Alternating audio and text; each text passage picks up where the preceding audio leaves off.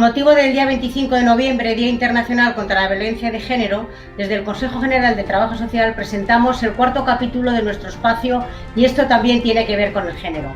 En el capítulo primero abordamos el tema de la trata, la explotación sexual de las mujeres. En el capítulo segundo hablamos sobre las violencias sexuales. Defendiendo la igualdad de género en Europa lo tratamos en el capítulo tercero, dando un salto al ámbito internacional.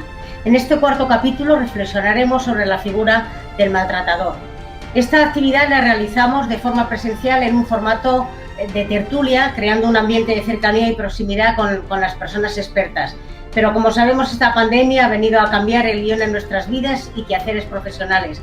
Por eso, en esta ocasión, nos reinventamos e innovamos desde una puesta en escena telemática.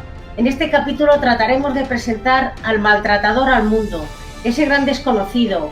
Nunca se habla de él y cuando se habla en los medios de comunicación solo sabemos las siglas de su nombre y a veces ni siquiera de eso. En este espacio intentaremos hacer una radiografía del maltratador, conocer las formas de violencia que puede ejercer sobre su pareja o expareja o conocer los mecanismos que llevan a un maltratador a ejercer la violencia. Para ello contamos hoy con compañeros y compañeras expertos y expertas en tema de violencia de género. Bienvenidos y bienvenidas a todos. Bueno, decía al inicio que nunca se habla. Yo creo que se habla, pero quizás se tenga que hablar más, ¿no? Se tenga que entrar más en esta radiografía que queremos clarificar en esta tarde, ¿no? Porque la violencia machista está sustentada en una cultura patriarcal y androcéntrica y nos estamos refiriendo a la influencia que esto tiene en las formas de relaciones entre los hombres y las mujeres. ¿Creéis que esto es el germen o la base de la relación de violencia en una relación de pareja? Cualquiera, ¿eh? Yo lanzo esta reflexión y cualquiera de vosotras o vosotros. Yo particularmente incluso no solo está sustentado la relación de pareja en un sistema patriarcado, y corríjame en el resto de los compañeros si me equivoco, sino que incluso está legitimado. Es decir, alude a una organización, bajo mi punto de vista, pues político, social e ideológico, incluso en algunos momentos hasta jurídico, ¿no?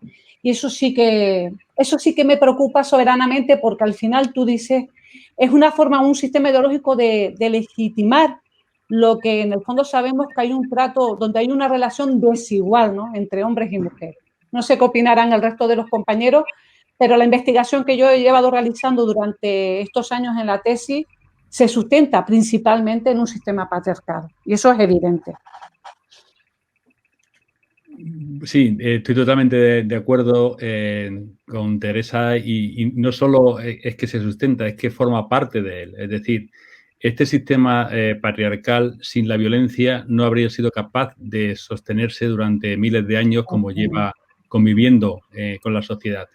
La violencia no es el resultado de esa construcción, sino que es parte de la construcción para precisamente reforzarse y mantenerse.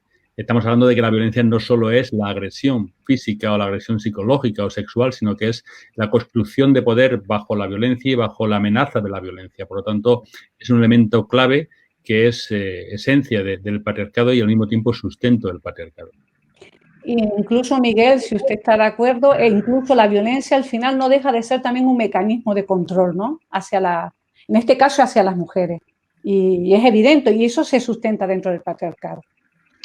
Claro, hay también un permiso social que hasta hace poco tiempo, y algunos chicos me lo han confirmado en algún instituto, en su pueblo había un azulejo que decía: a la mujer y a la burra cada día una zurra en el bar, como una cosa, y tenemos un montón de chascarrillos y de historias. Incluso tardó en escandalizarnos el Mi marido me pega de martes y 13, ¿no?, que era como casi el inicio del libro de Miguel, ¿no?, de mi marido me pega lo normal, pero en aquel caso estaba haciendo una broma de una situación de violencia, ¿no? Entonces ha habido y existe todavía en muchos momentos un permiso, y podríamos decir también que casi un descuido, ¿no?, porque no siempre tenemos como algo que nos pertenece, pues el cuidado de lo que ocurre en nuestro edificio, ¿no?, o en nuestra casa. Y es fácil que digamos, bueno, son cuestiones privadas, o no sé si lo he escuchado bien lo que he escuchado, ¿no? Entonces el permiso social también está detrás de la violencia. Sí. Completamente de acuerdo. Por añadir algo más, yo creo que es importante visibilizar también que el patriarcado también afecta a los hombres, que los hombres también sufren el patriarcado, que en esa construcción de la masculinidad hay un gran sufrimiento, pero que en último caso, y es en el ámbito de la pareja, donde los hombres pueden restaurar de alguna forma el equilibrio. Si ellos son víctimas de la jerarquía también, es en el ámbito de la pareja donde ellos mantienen su posición de dominación, su mandato de dominación, ¿no? Y creo que en ese sentido también, bueno, pues es importante tener en cuenta que efectivamente en la relación de pareja, bueno, hay toda una construcción cultural, ¿no? Y que es ahí donde en muchas ocasiones los hombres, bueno, pues se sostienen, ¿no? en este mandato de la dominación, de la jerarquía, del privilegio. E incluso añadiría que en las relaciones de pareja creo que es un terreno donde se puede abonar, es decir, donde se puede trabajar justamente pues, en un futuro lo que es un trato más igualitario. Es como dice Celia, yo creo que en esa micro situación de la relación de pareja, donde ya se sabe de entrada que hay un trato desigual, creo que ahí hay un terreno por descubrir, por investigar y por trabajar. Podríamos decir que aunque no existe un perfil de hombre maltratador, dijéramos, pero a la hora de hacer esta radiografía, este análisis esta tarde, podríamos hablar de qué características comunes tienen o pueden tener los hombres que maltratan. Hay elementos comunes que nos llegan a identificar claramente.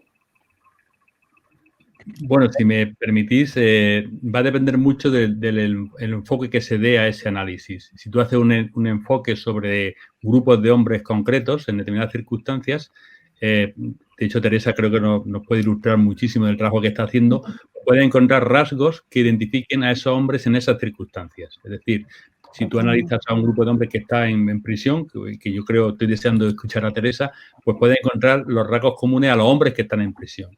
Pero los hombres que están en prisión, por ejemplo, son una mínima parte de los hombres que maltratan y son condenados, que a la vez son una mínima parte de los hombres que son denunciados, que a la vez son una mínima parte de los hombres que maltratan. Y maltratan 600.000, son denunciados 150.000 aproximadamente, son condenados 22.000 y de los 22.000 van a prisión un porcentaje mínimo. Entonces, tú analizando grupos puedes encontrar rasgos en esa situación. Pero si tú vas al grupo que maltrata, que usa esa posición que hemos hablado cultural para ejercer la violencia, el dominio, el control de las mujeres, pues realmente no encuentras un patrón específico, un perfil. Yo gráficamente, me lo preguntaban hace muchos años, cuando empezaba con los estudios, y decía gráficamente, pues tiene 3 características: hombre, varón, de sexo masculino. Es decir, el ser hombre y el querer utilizar esa construcción y esa normalidad, ¿no? Esa referencia que hacía Rafa de decir, es que esto está permitido porque esto es algo que forma parte de mi manera de entender la relación y de recuperar el orden, porque el machista se justifica en la violencia para restaurar el orden que la mujer ha alterado. Luego, no es una violencia, digamos, disruptiva, sino que es una violencia para él y para el modelo que viene a restaurar el orden, ¿no? Entonces, todo eso facilita que muchos hombres de perfiles y de características, de circunstancias y condiciones muy distintas, pues decidan ejercer la violencia. Sí, claro, a veces...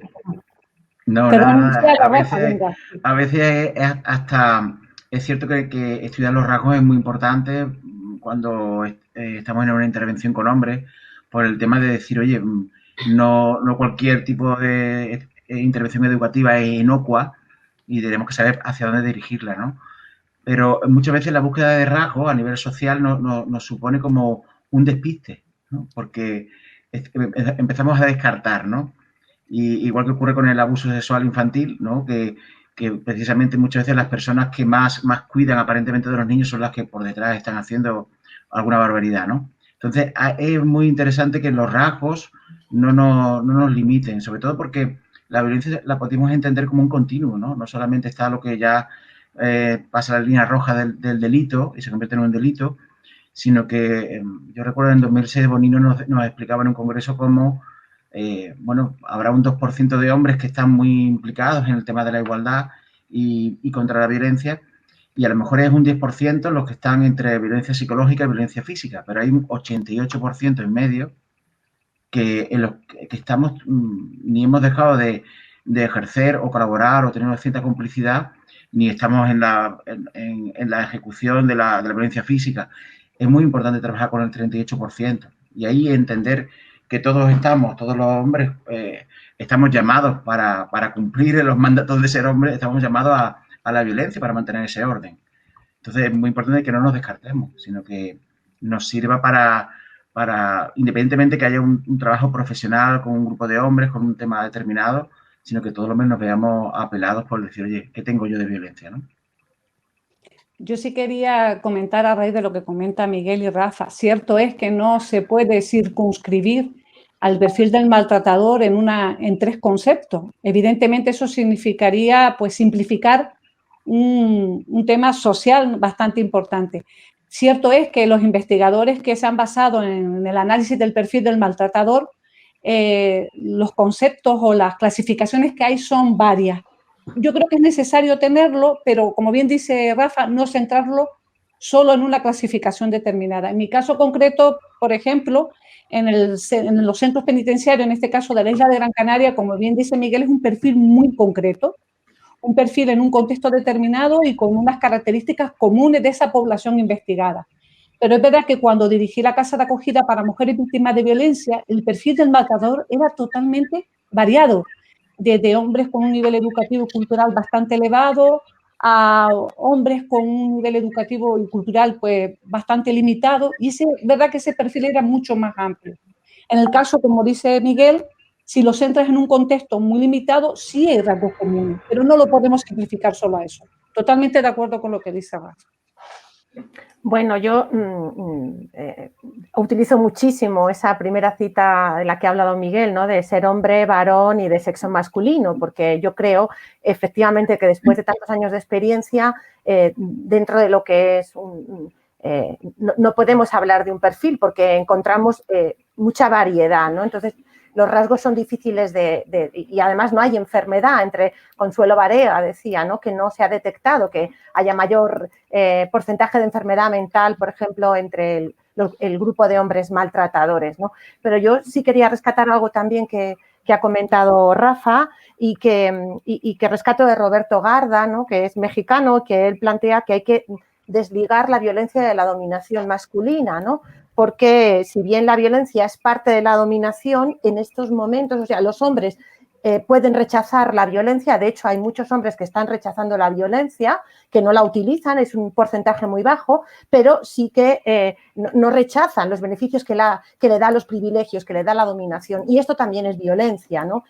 No deja de serlo, pero es difícil visibilizarlo. Y por otro lado, yo creo que ahora sí que hay como que hay una sensación, ¿no?, de que comienza a ser inútil ese uso de la violencia tan explícita, ¿no?, porque como que pone en evidencia, revela el entresijo de la estructura, ¿no? Entonces es como, bueno, como que es mejor tachar a estos hombres de monstruos, de enfermos, porque aleja al resto de los hombres de estos maltratadores, cuando todos comparten el mismo modelo, todos comparten el mandato de dominación y bueno, revelar esto es complicado. Por eso a veces hay tanta insistencia en que hablemos de perfiles de hombres maltratadores y a mí me gusta salirme de ahí, claro, porque prefiero que veamos el resto, no solo esa puntita del iceberg, ¿no?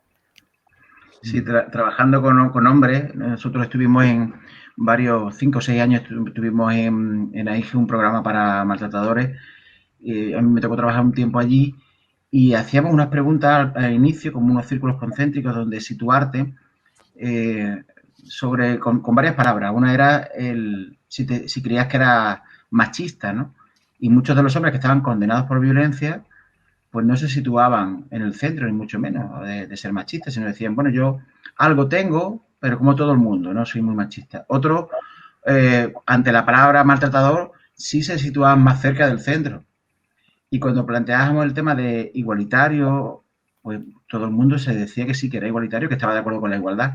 Con lo cual, muchas veces en nuestra sociedad no tenemos muy claro qué significa machista, qué significa igualitario o comprometido o persona comprometida con la igualdad, o qué significa maltratador, ¿no? La palabra maltratador se está quedando muy en unos términos legales, cuando significa nada más que partiendo de la palabra es tratar mal. Y muchos hombres pueden estar tratando mal al borde de lo que sería denunciable en muchos casos, ¿no? Pero lo que más nos llamó la atención fue que no tenían vinculado el tema con ser machista, ¿no? Yo soy un maltratador, pero yo no soy machista, ¿no? Y eso tiene que ver mucho con que hemos salido del maltratador políticamente incorrecto, o sea, del machista políticamente incorrecto, que es el que veíamos en el corto aquel de la furgoneta, del hombre que gritaba con piropos muy obscenos a una mujer, pero el machismo más sutil no está tan detectado, ¿no? Y muchas veces es el que está apoyando la violencia.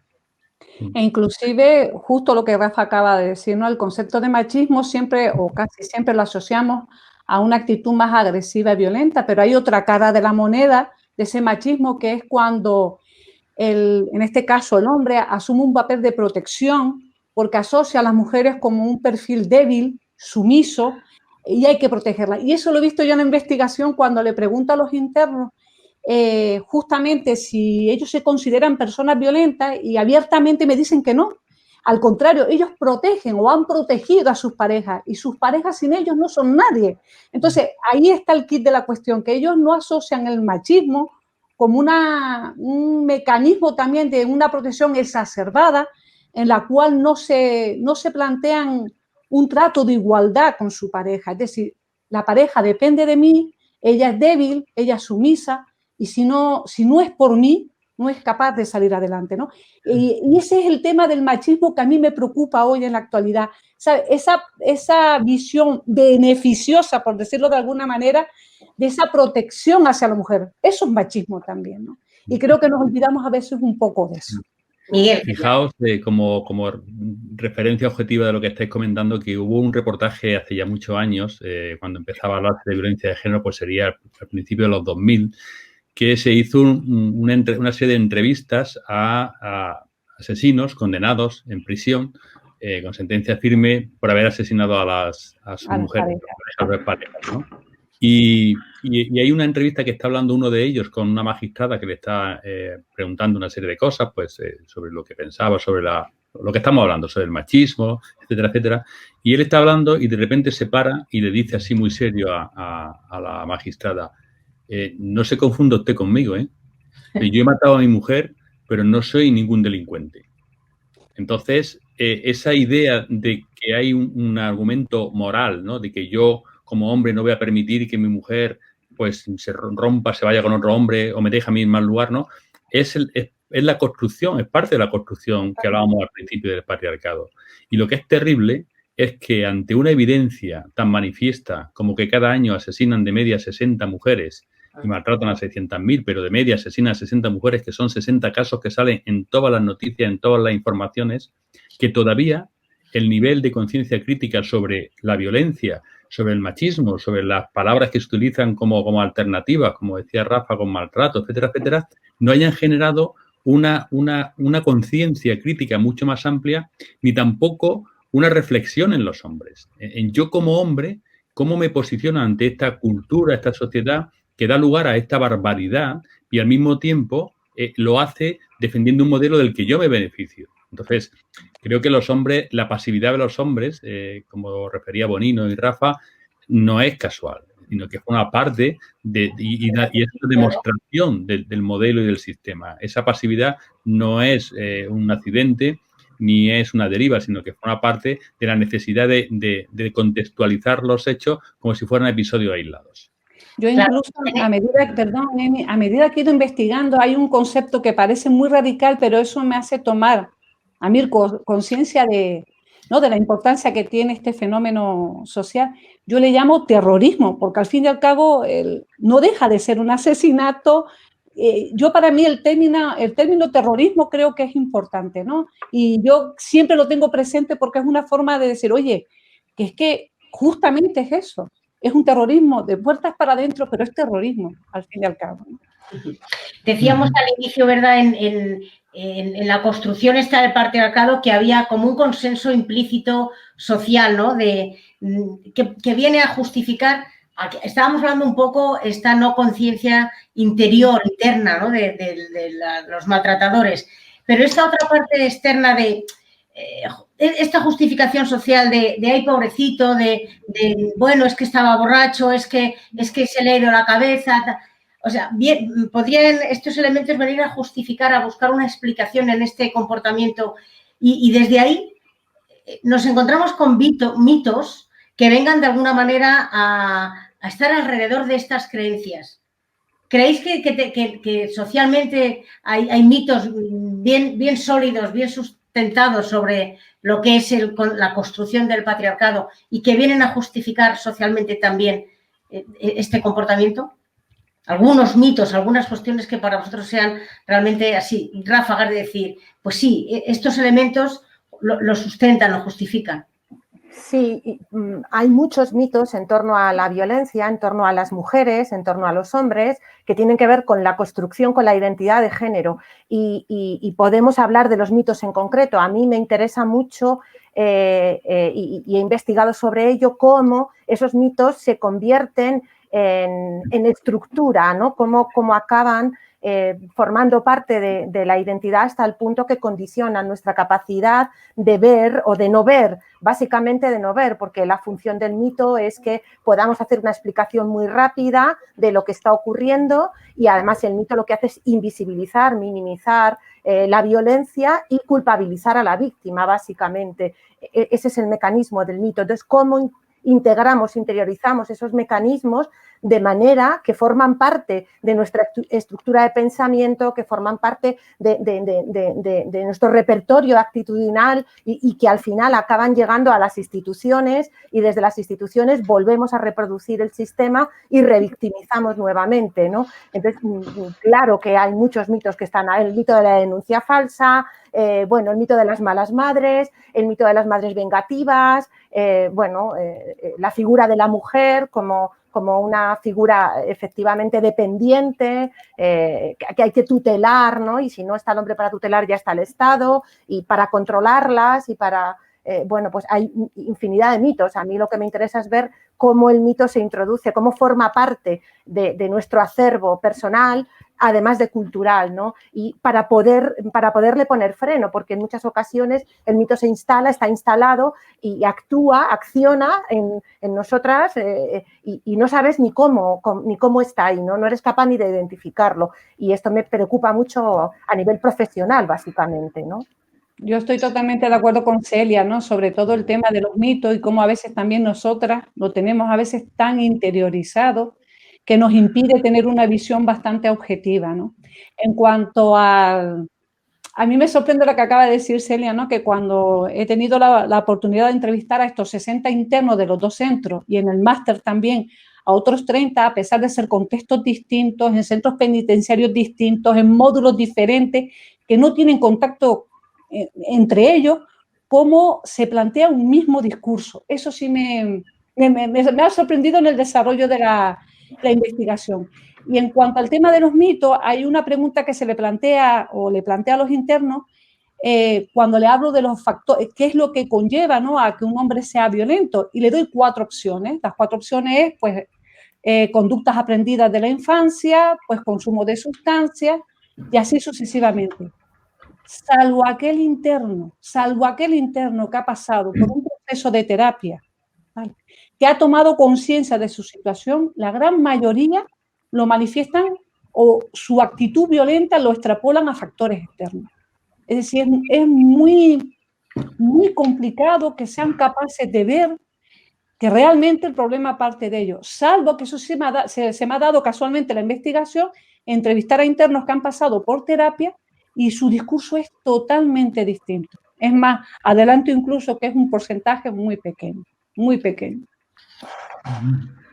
Me llama la atención cuando dices que lo del mismo discurso, ¿no? No, increíble. Y te digo, Rafa, y en años, porque la investigación del máster fue en el año 2017 y esta la estoy llevando a cabo entre el 2019 y el 2020. Centros distintos, módulos distintos y el mismo discurso, ¿no? Eso sí me preocupa seriamente, ¿no? Yo estuve yendo de voluntario, 12 años creo que fueron a la prisión, perdón, y me encontré a gente que conocía de muchos años de la prisión cuando ya había salido la ley de violencia de género, cuando ya había condenado. Yo había pasado un par de veces por la prisión a dar alguna charla a los que estaban condenados, porque por el programa con el que trabajaba, y era muy fácil ver a muchos hombres con sus carpetitas azules, con todo su caso, más recortes de periódicos, más historias.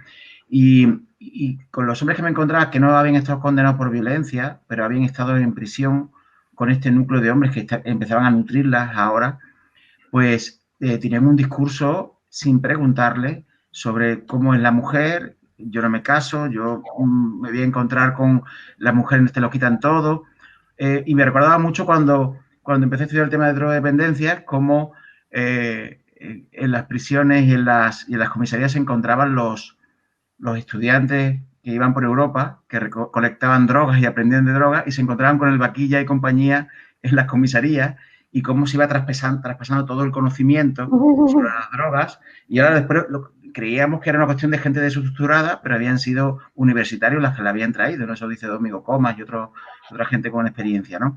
Y entonces en esto ha pasado lo mismo, ¿no? Tenemos un núcleo de gente que nutren el primer mito, que es no existe violencia de género, todos son violencias. Ese es para mí uno de los mitos más fuertes y que tiene mucho que ver con no haber estudiado, ¿no? Porque si lees a Gerda Lerner, pues te das cuenta de cómo ella explica cómo la primera violencia contra la mujer abre la puerta a todas las violencias, desde la prehistoria, ¿no? Desde los primeros grupos humanos. Pero claro, a mí me gusta mucho hablar con Paramato Sá, que la conoceréis, la compañera que trabaja en formación de hace muchos años en género, y ella dice que en la cena de Navidad, cuando se hablan de placas solares, su cuñado ingeniero se pone a hablar y todo el mundo se calla. Pero cuando se habla de feminismo, género y todo eso, ella empieza a hablar y todo el mundo opina y nadie la deja hablar cuando lleva muchísimos años trabajando en el tema, ¿no? Y es para echarse las manos a la cabeza, es como todavía no se considera pues como un rango, no de experiencia para dominar nada, sino simplemente de respetar mucha gente que lleva muchos años estudiando el tema.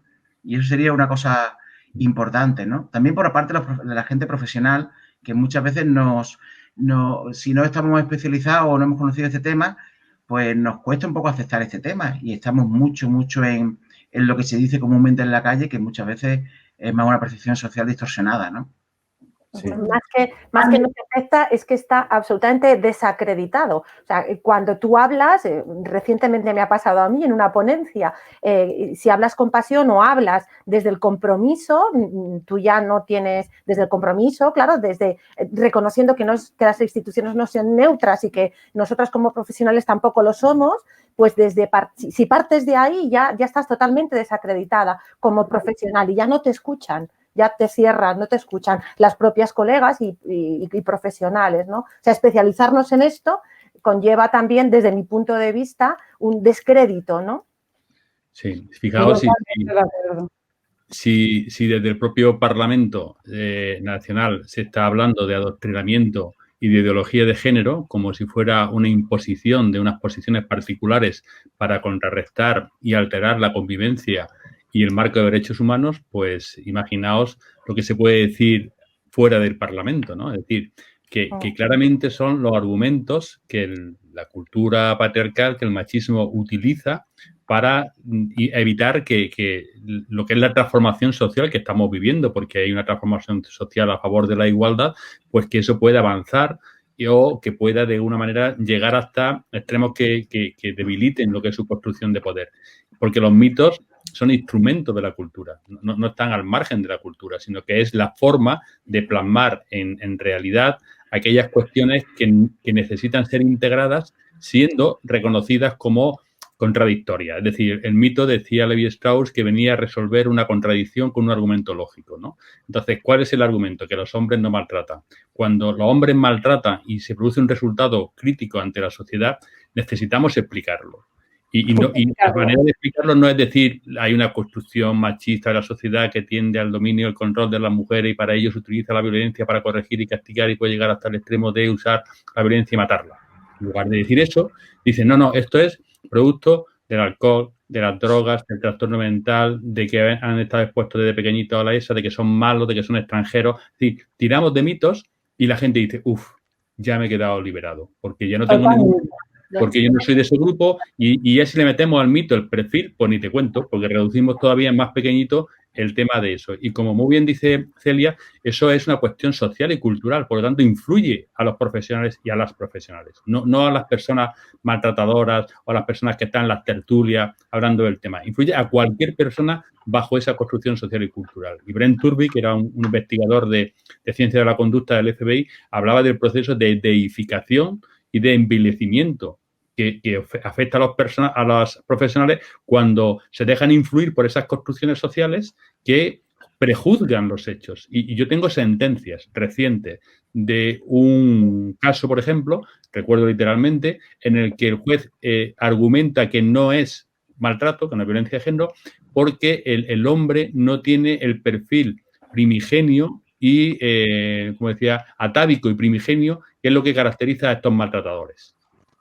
Bueno, pues está dictando justicia con un argumento que no es verdad, pero es culturalmente aceptable. Entonces, con eso nos lo dice todo, porque está permitiendo que el mito no solo justifique, sino que imparta justicia.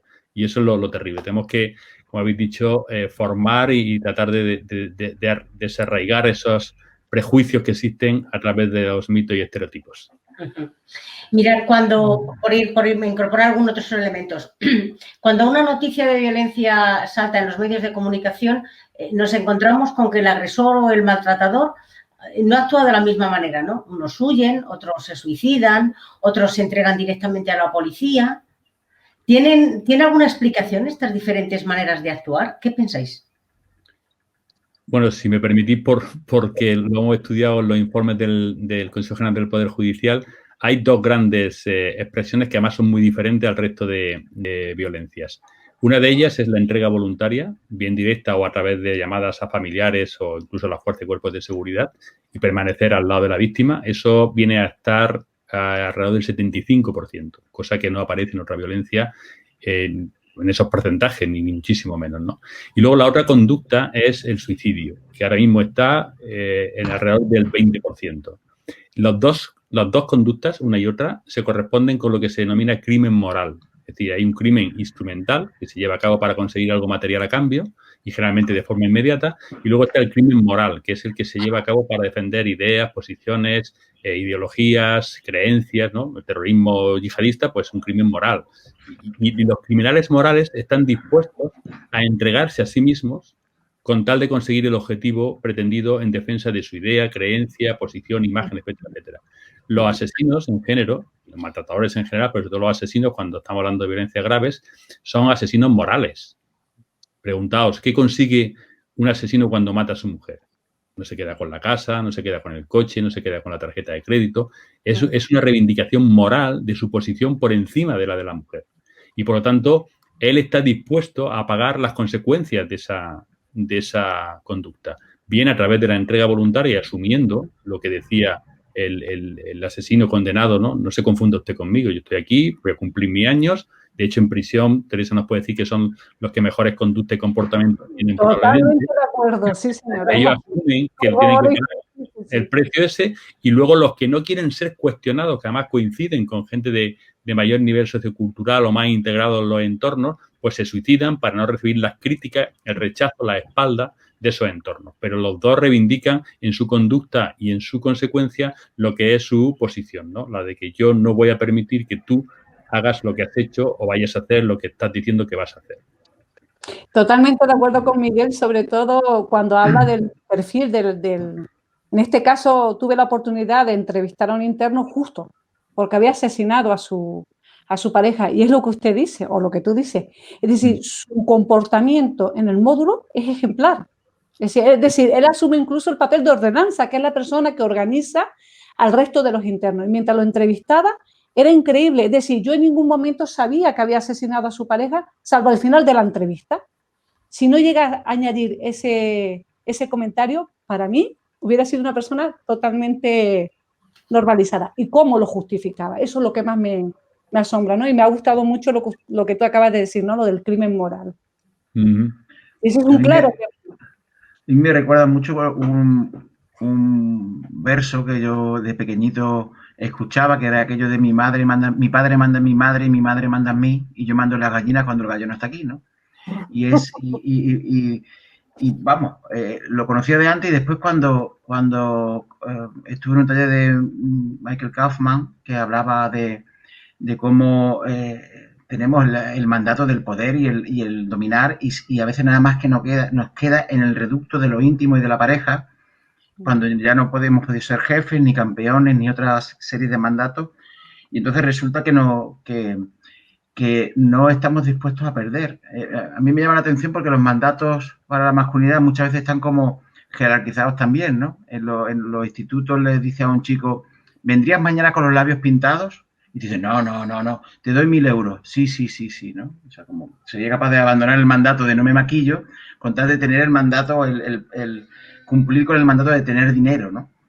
Y cuando a muchos hombres se le acaban muchos espacios donde poder demostrar y sentirse, tener esa falsa autoestima de que cumplo con los mandatos de género, pues el que le queda es terminar, mantener el control hasta las últimas consecuencias, ¿no?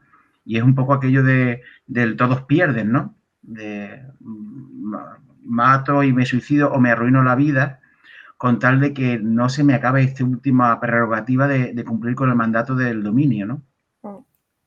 Sí, y fíjate, hilando un poco con lo que tú dices, ¿no? Yo cuando trabajo con adolescentes nos planteamos, o les planteo muchas veces, parece que queda claro o tienen más claro que las mujeres son dependientes en una relación de violencia, pero no se habla nada de la dependencia de los varones, en esas relaciones, ¿no? Y yo creo que como tú lo planteabas, Rafa, se ve muy claro, ¿no? Esa dependencia que tiene el hombre maltratador, ¿no? De la mujer también, porque sin esa relación él no puede cumplir ese mandato de dominación. Hay muchos hombres que si no es en la relación no hay manera de cumplir el mandato de dominación, con lo cual dependen absolutamente de la pareja, y cuando la pareja ya no está, cuando ellos deciden llevarlo hasta el final, eso les lleva también a no encontrar sentido, no está el objeto de dominación, no, esa dependencia que se ha creado también, ¿no? Porque hablamos muchas veces, ¿por qué ella no se va? Y yo siempre les planteo a los chicos, bueno, ¿y por qué si él piensa que es tan horrible, que no merece nada, que es lo peor, que no vale nada, por qué sigue ahí, ¿no? ¿Qué le hace mantenerse ahí? Bueno, pues es eso, claro, lo que estamos hablando, ¿no? Poder cumplir ese mandato de dominación que es fundamental, que forma parte de la identidad, y sin eso no son nadie, y de esa manera, pues, incluso algunos, claro, se quitan del medio, no tiene sentido la vida ya, ¿no? A mí me quería ahondar solamente un segundito cuando ha explicado muy bien Miguel lo de los mitos, ¿no? Y uno de los mitos que creo que es muy importante es tal como él ha hablado, como la creación de un monstruo, ¿no? Que nos separe, que no tenga que ver con nosotros.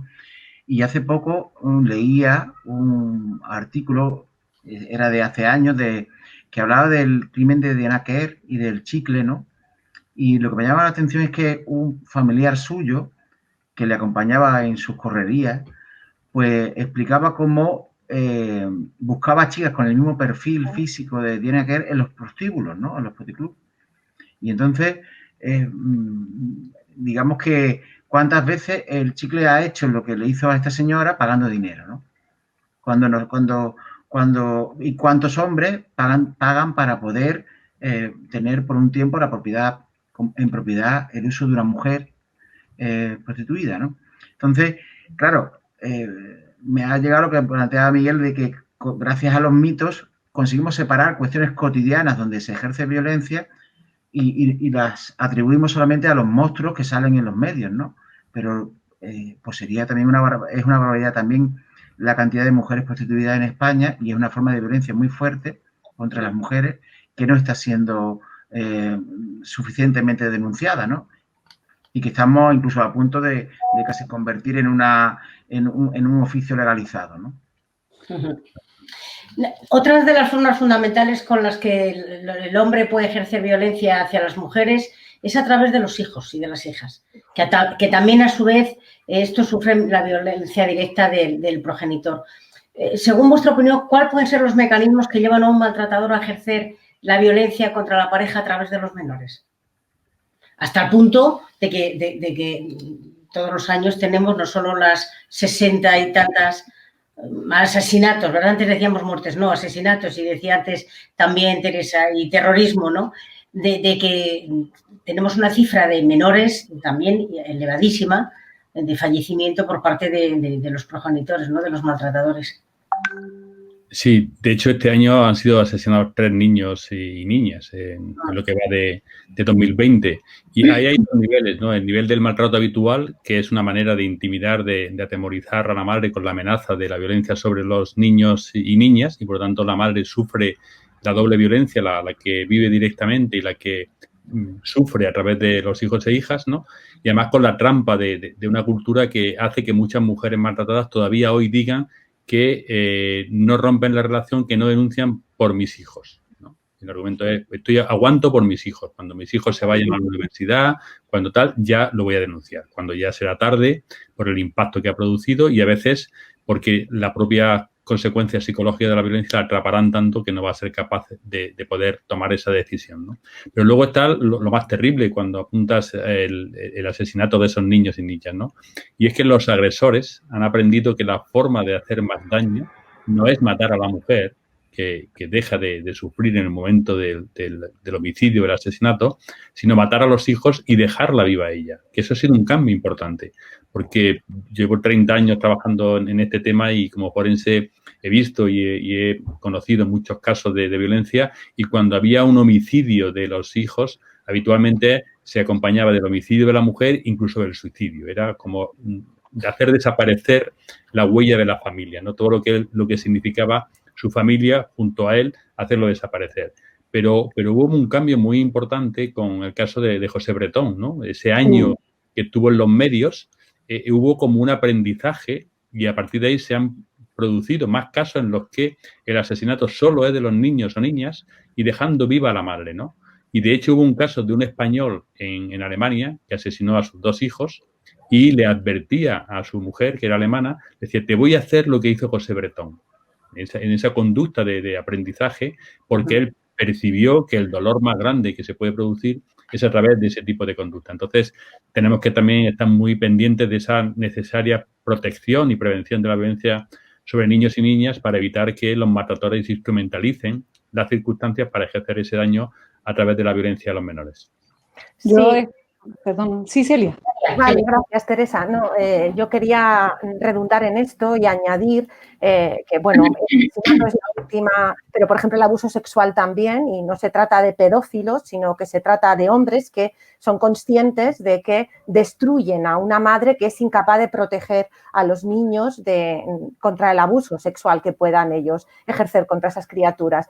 Y para mí lo más sangrante, y vuelvo a decir lo mismo porque, bueno, porque es mi experiencia, es que en estos casos lo peor es que el sistema de protección restituye a los hombres. Cuanto peor es la conducta de estos hombres, cuanto más evidente es que a través de estas criaturas sigue ejerciendo control, dominación y maltratando a la mujer y también a las criaturas, más se encargan las instituciones de restituirle. Es realmente escandaloso y es duro decirlo, resulta muy radical, pero es mi experiencia. Efectivamente, cuanto peor es la conducta de él, es más fácil que la justicia y que el sistema de protección lo restituya, quede impune, y no solo quede impune, sino que se le facilite el contacto con esas criaturas. Entonces, ¿Estás hablando claramente del síndrome de alienación parental? Cosas, no hace falta alegar síndrome de alienación parental, hace falta decir cualquier otra cosa o no decir nada. Tienen poder suficiente como para hacerlo, ¿no? La constatación es que efectivamente las madres protectoras se encuentran con la peor de las circunstancias ante el sistema de protección, que no solo, o sea, lejos de protegerles, les condena a mantener el contacto con estos padres que son maltratadores y abusadores. Y aquí, pues podemos hablar del maltratador y dedicar mucho tiempo, efectivamente, pero yo creo que tenemos que hacer una revisión potente de cómo profesionales qué estamos haciendo para condenar a todas estas mujeres. O sea, esto que tú planteabas, Miguel, de que este hombre que mató a sus 2 hijos y la mujer era alemana y que le hablaba del caso de Bretón, bueno, pues para todas las mujeres, cuando ellos alegan o cuando ellos les amenazan con que te voy a quitar los hijos, ellas saben perfectamente que esto va a pasar. Y la trilogía de Consuelo Barea y Te quitaría a los hijos tiene que ver con esto. Fue un legado final de Consuelo después de haber visto cientos de casos en los que efectivamente esto es lo que acababa pasando. Y aquí somos responsables las y los profesionales del sistema judicial, del sistema de servicios sociales, y creo que tenemos que hacer una revisión muy potente de qué es lo que está pasando, porque el otro día en unas jornadas se hablaba mucho de la revictimización hacia las criaturas, pero resulta que nadie revictimiza, que cuando ponemos el dedo en la llaga y la lupa y decimos quién está revictimizando, somos los y las profesionales que estamos haciendo esto, la gente se siente muy atacada, se da por aludida y se pone a la defensiva. Pero es que, claro, la revictimización no la hace el lobo de Caperucita, la hacemos los y las profesionales y tenemos que revisarnos muy en profundidad qué es lo que estamos haciendo. Yo quisiera añadir una cuestión que acaba de decir Celia, que es muy importante, y es cierto que a veces el sistema de protección lo que hace es precisamente patentar lo que acabas de comentar. Yo creo que de las experiencias más duras que he podido vivir como directora de un centro de acogida para mujeres víctimas de violencia es justamente ese momento, ¿no? En la entrega y recogida de los menores al maltratador, porque es que es evidente, ¿no? Que es una situación muy dura, porque es la forma y el mecanismo que tiene el maltratador de maltratar, y evidentemente yo sigo utilizando este término, de maltratar, ¿no? a estas mujeres. Y era asombroso porque ya era una situación que vivíamos con bastante preocupación e intensidad, porque era ver cómo retenía al menor, eran denuncias, éramos ir el personal a testificar en los juzgados. Yo recuerdo incluso la última sentencia se absolvió. Es decir, y nosotros creíamos que los hechos eran tan evidentes como para evitar precisamente esa entrega y esa recogida del menor, ¿no? Y era increíble cómo llegaba la señora a la casa y, bueno, y ya no te cuento el menor, ¿no? Porque presenciaba los gritos del maltratador hacia ella, cómo lo retenía, y eso sí creo que es un tema que todavía, como bien dice Celia, ¿no? Es fácil decir que, bueno, que no somos capaces de mirar para nosotros mismos como profesionales porque a veces sin querer patentamos ese tipo de situaciones, y es verdad, ¿eh? Y es bastante duro. Yo por lo menos que lo he vivido, es muy, muy duro. Hace unos días escuchaba la revisión con enfoque de género de la historia bíblica del rey Salomón y las dos madres que querían decir que la criatura era de una de ellas y se peleaban por eso. Y me llamaba mucho la atención porque el enfoque de género nos cambia la mentalidad y ya no es un rey sabio, sino es un rey sádico que está poniendo la espada junto al cuerpo de un menor o una menor. Y que no considera que una mujer en aquel tiempo que no tuviera una criatura o que tuviera perjudicada su capacidad de reproducción era una mujer más inservible y más precaria que cualquier otra, ¿no? Pero me llamó mucho la atención pues, esa idea de cómo el hombre, pues, me ha venido a la cabeza al contar esa amenaza de que mata al niño, ¿no? Y en muchos casos también hay otro maltrato que persiste, que es los niños y niñas. Yo conocí algún caso de algún chico que el papá le tenía de mando a distancia, ¿no? O sea, lo usaba como a distancia para seguir repitiéndole a la madre las cosas que él le decía cuando eran pareja, antes de la separación, y cómo el chico, el trabajo que teníamos que hacer era un poco que se diera cuenta que la visión que tenía eran las gafas del padre a la hora de ver qué estaba pasando en la familia, ¿no? Que ocurre en muchos casos, ¿no? Y seguía siendo el que controlaba a la madre. De todas formas, en la experiencia del trabajo con hombres que ejercen violencia, es muy importante el tema de que no puedan seguir ejerciendo violencia contra los hijos, sin embargo, y las hijas, sin embargo, es muy fuerte como en el camino de reeducación de muchos hombres, la revisión del daño hecho también a los menores es algo muy fuerte, igual que la paternidad está siendo la puerta de entrada más fácil para que los hombres entremos en el tema de la igualdad, pues también la paternidad a la hora de que un hombre revise y trate de salir de ese círculo de la violencia es muy importante, ¿no? Porque en muchos casos, sin que sea una cuestión de justificación ni mucho menos, en muchos casos el hombre está reproduciendo situaciones que también aprendió, ¿no? Y que llegue a decir la violencia acaba en mí y no siga para mi hijo es un tema muy importante. Tenemos aquí dos hombres que son referentes del tema que quiero plantear ahora, y es que está habiendo movimientos de hombres que defienden la igualdad y que están en contra del maltrato claramente. Estos hombres sostenéis, ¿verdad?, en líneas generales, que estas formas se pueden erradicar y de violencia de género se deben erradicar, ¿no? Y se está trabajando otra forma de ser hombre, lo que venimos llamando el tema de las nuevas masculinidades. ¿Creéis que se puede trabajar esa otra forma de ser hombre? ¿Cómo? Yo sé que esto da, no para esta tarde, para muchos años de trabajo y lo venimos viendo, y Miguel, eres un gran exponente de esto porque eres gran referente para muchas profesiones, para muchas mujeres y para muchos hombres en este país, ¿no? Pero alguna pincelada en torno a esto de las nuevas masculinidades y cómo trabajar esta nueva forma de ser hombres, ¿no? De estar en una sociedad más igualitaria, más justa, más feliz al final. Si es que lo difícil de esto es que no se entienda que cuando las relaciones son más igualitarias, la felicidad es más plena, ¿no? En el contexto de la relación de pareja y en general en un contexto más amplio. ¿Cómo lo veis?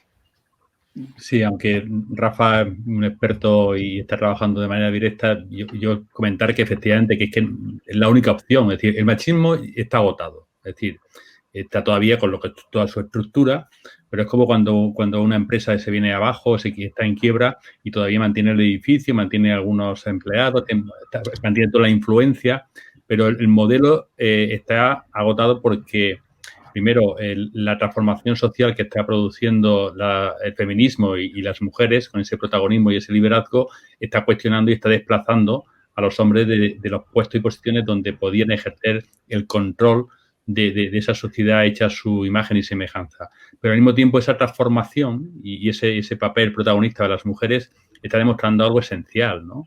Y es que el machismo es mentira, es una falacia, porque el gran argumento del machismo es partir de que la condición masculina es superior a la femenina y que las mujeres no han estado en los mismos puestos desde las escuelas, universidad, voto, responsabilidad política, etcétera, etcétera, porque eran incapaces.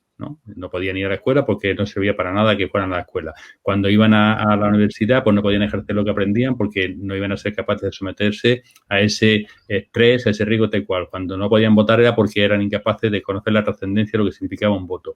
Cuando todo lo que han hecho las mujeres lo han hecho y lo han hecho bien, tan bien como los hombres, no solo han podido hacerlo, sino que demuestran que las razones por las que no podían hacerlo eran mentiras. Entonces, ¿qué pasa? Que el machismo ante eso, digamos, se ha desestructurado, estará utilizando todo su poder, que es mucho todavía, no es que haya finalizado, está agotado, pero va a seguir intentando mantener toda su influencia. Pero lo que está claro es que los hombres en estas circunstancias o cambiamos o caeremos en unas situaciones mucho más terribles, mucho más dolorosas, mucho más prejudiciales, como se ha apuntado, porque no vamos a tener ni siquiera la normalidad, el anonimato, la invisibilidad, la acrítica que hemos tenido hasta ahora. Así que vamos a ser muy cuestionados, muy apartados, muy de todo. Entonces, la necesidad de transformarse no solo por el beneficio del hombre, es que eso para mí es secundario, porque estamos hablando de toda una injusticia social histórica y todo un daño manifiesto que se presenta a través de la violencia, de la discriminación, del abuso, etcétera, etcétera.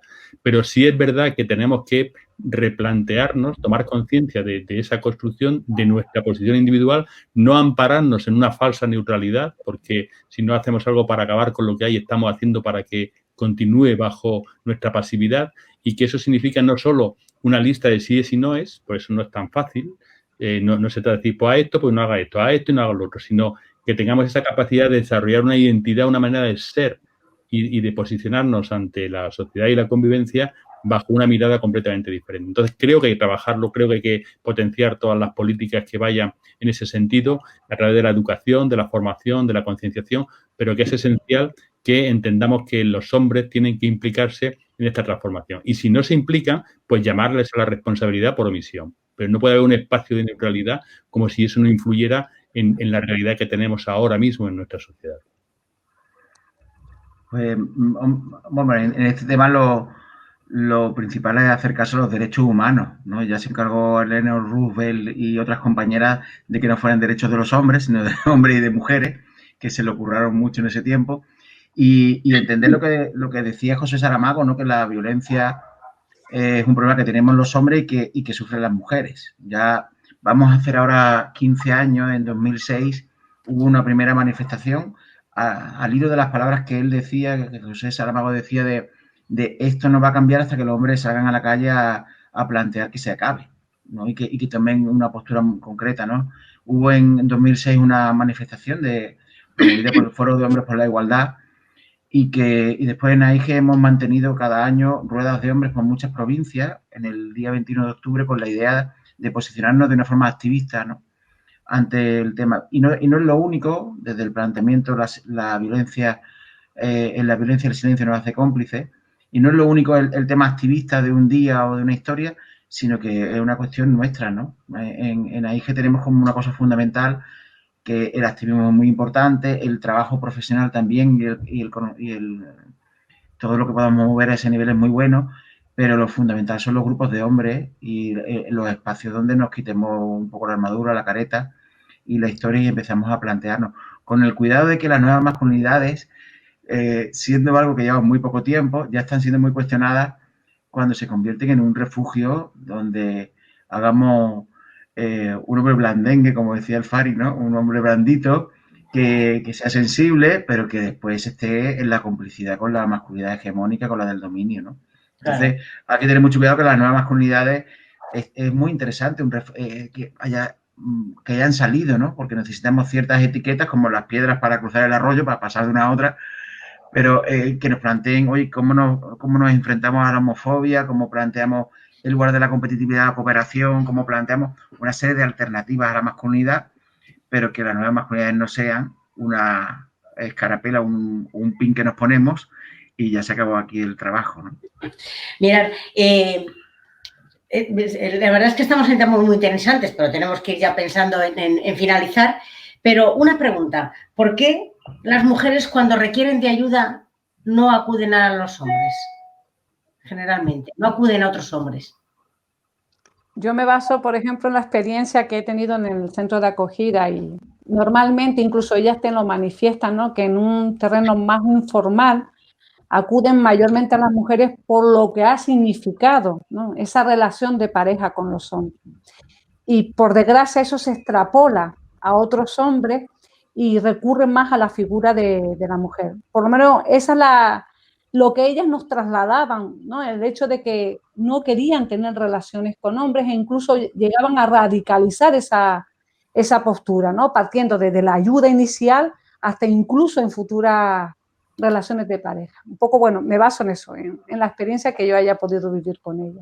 Sí, yo también, quizá en la experiencia con mujeres y también en el trabajo con adolescentes, lo que se percibe es que la figura masculina puede resultar muy amenazante y en mujeres que han sido tan vulneradas y que se les ha destruido tanto siquiera la identidad, o sea, es muy difícil que acudan a una figura masculina y que la sientan como una figura de protección, porque lo que han recibido es justamente todo lo contrario. Esto es una relación violenta, pero las jóvenes y las no tan jóvenes convivimos diariamente con la sensación de que una figura masculina en determinados contextos puede resultar muy amenazante, y lo es, ¿no? Y yo creo que eso está incorporado, lo tenemos las mujeres incorporado, y a la hora de una situación en la que te sientes muy vulnerable, buscas a tus pares, a tus iguales, que sabes que pueden entender la situación y que no te van a resultar una amenaza. Sí, en ese sentido es muy interesante los datos de la última macroencuesta, porque además cuantifica y habla de que las mujeres piden o buscan ayuda fundamentalmente en un 80 y tantos % a una amiga, un 53% a la madre y un 30 y algo % a la hermana. Pero son amigas, madre, hermanas, no amigos, padre, hermano.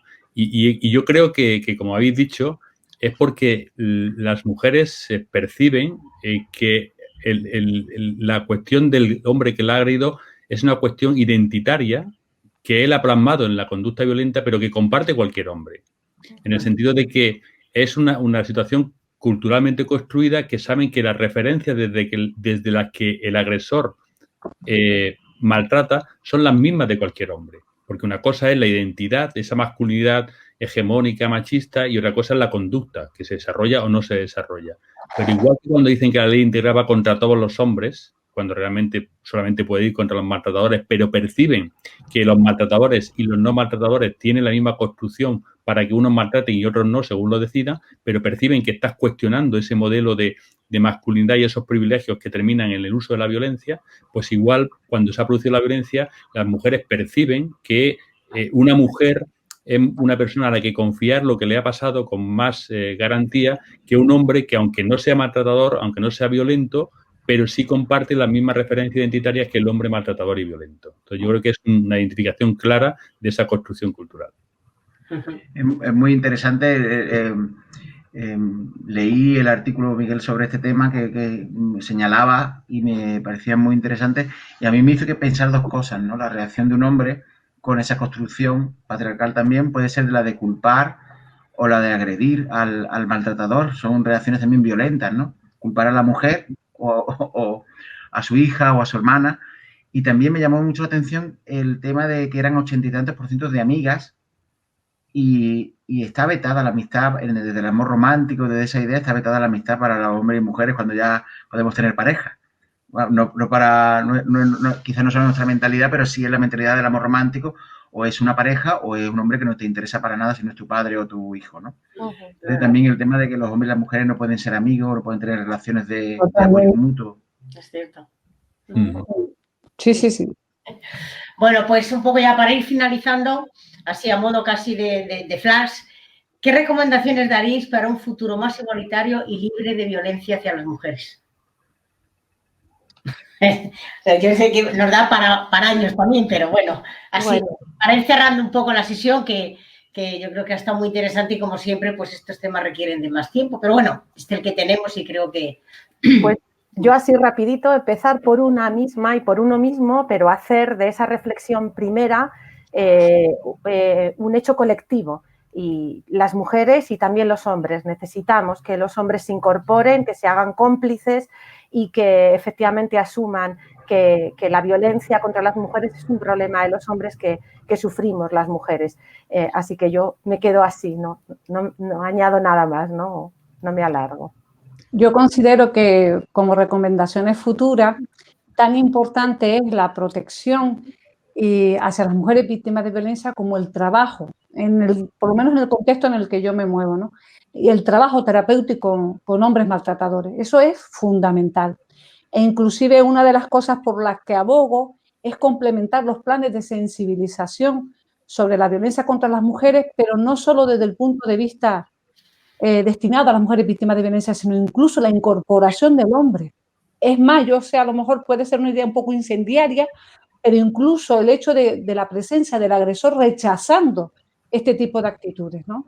Lo digo porque eso lo he podido constatar a lo largo de la investigación, cómo esos hombres que han trabajado terapéuticamente, que han tomado conciencia de su situación, ellos mismos incluso son capaces de decir, de visibilizar que su comportamiento no ha sido correcto, ¿no? Y creo que eso es una forma también de ir sensibilizando y sobre todo proclamando ese rechazo. Rafa. Pues yo entiendo que lo que me ha venido a la cabeza es un poco lo que decía Khalil Gibran, ¿no? Khalil Gibran hablaba de que a menudo os escucho hablar de aquel que se equivoca, de aquel que hace un mal, como si no fuera uno de vosotros o de vosotras, ¿no? Sino un extraño en vuestro mundo. Y que no se cae una hoja de un árbol sin el consentimiento de todo el árbol, ¿no? A mí me parece muy interesante cómo tenemos la experiencia incluso en nuestro trabajo de cómo hombres que vienen obligados por la ley, pues después pueden seguir haciendo un trabajo voluntario e incluso se pueden incorporar hacia un tercer espacio, no solamente como víctimas o como verdugos, sino se pueden convertir como agentes de cambio, ¿no? Y tener esa fe en que habrá porcentajes de gente muy difícilmente de recuperar, pero como ha planteado Teresa, la importancia de creer y tener fe en el cambio de los hombres también. Bueno, pues a mí se me han ocurrido 3 palabras: conciencia, compromiso y acción. Es decir, tomar conciencia de la realidad, comprometerse con esa visión crítica y llevarlo a la práctica, tanto a nivel individual como social. Tiene que ser, si es social, tiene que ser individual, pero para que sea individual tenemos que tener esa referencia de un grupo crítico en cuanto a lo que es la situación actual, que es la referencia que nos da el feminismo y que, por lo tanto, tenemos que incorporar a hombres y mujeres para hacer de esa sociedad el instrumento de cambio social, porque tenemos que cambiar sobre nosotros y nosotras mismas.